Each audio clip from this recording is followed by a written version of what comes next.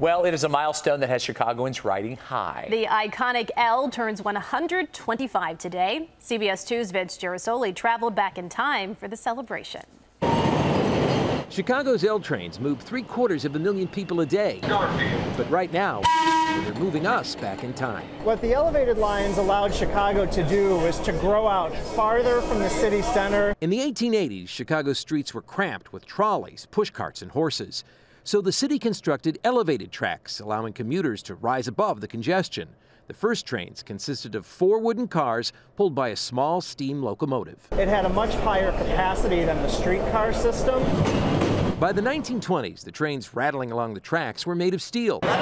Today, thousands crowded aboard as the CTA rolled vintage cars through the loop to celebrate the L's 125th anniversary. It seems a little more cramped than the L of today.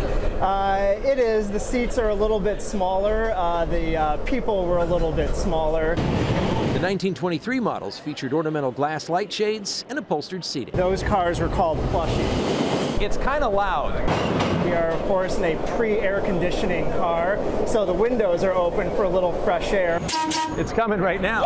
Okay. Today, excitement was hard to contain for riders Special train! who see the L as a fixture in their own personal Chicago story. Well, what is it about the L that gets you going? I'll be honest, like just everything about it. It's just how I used to get around as a kid. I mean, every single day. In the loop, Vince Girasoli, CBS 2 News.